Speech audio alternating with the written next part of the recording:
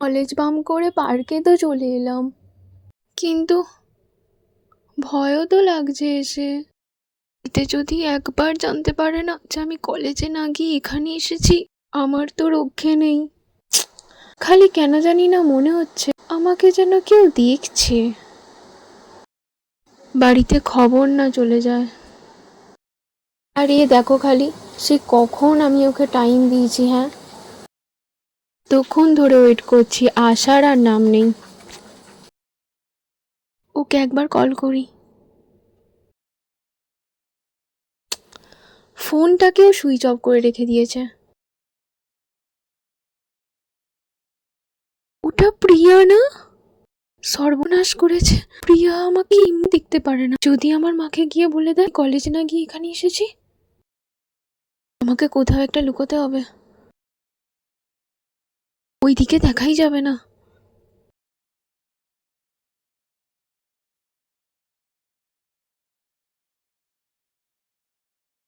এক সেকেন্ড, প্রিয়া এখানে কি করছে?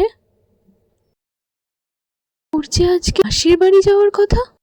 ও, তার মানে ও আমার মতন কারুর সাথে দেখা করতে এসেছে।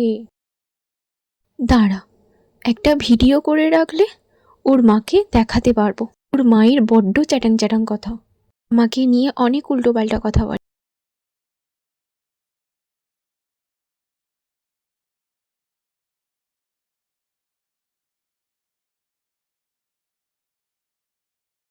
কিন্তু এখনকার মতো আমাকে তো লুকোতে হবে। কি করি এখন? ও আমাকে দেখে ফেলার আগে আমাকে কোথাও লুকিয়ে পড়তে হবে। কোথায়? এই তো।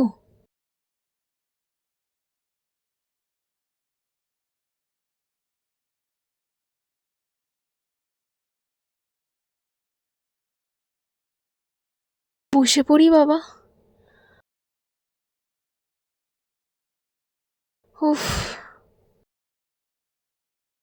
তবে এখানে এসে একটা জিনিস তো লাভ হয়েছে, প্রিয়ার মাকে একটা সুন্দর সুখবর দেওয়ার আছে।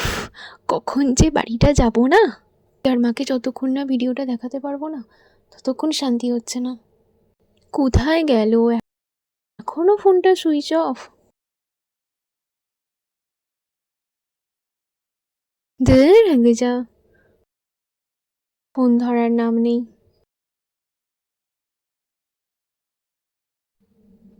কতক্ষণ বস থাকি বল দেখিনি। চ, সেলফি তুলি।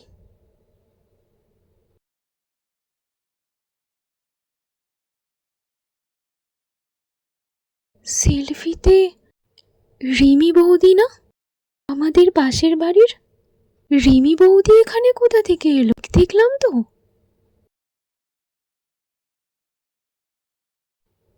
ওটা তো রিমি বৌদির বর না? তাহলে রিমি বৌদি কার সাথে এসছে, তাও আবার পার্কে?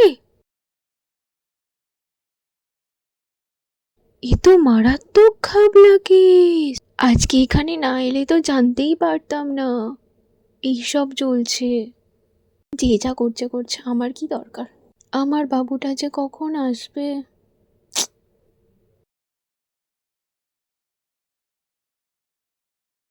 3টে বাজতে যায়, হ্যাঁ খিদেতে পেট জ্বলছে। ওর জন্য অপেক্ষা করে লাভ নেই, আমি যাই, গিয়ে কিছু একটা খেয়ে নিয়ে যাই। ও যখন আসবে আসবে। যাই হোক, খবরগুলো তো পাওয়া গেল, পুরো তাজা তাজা খবর। মাকে গিয়ে যতক্ষণ না বলছি, উফ, আমার আর শান্তিই হচ্ছে না। যাই, আজকে ঘর যাই, ওর সাথে বরং অন্যদিন দেখা করে নেব। আজকে বরং খাওয়া দাওয়া করে বাড়ি চলে যাই, মাকে গিয়ে বলবো অফিস থেকে তাড়াতাড়ি ছুটি দিয়ে দিয়েছে।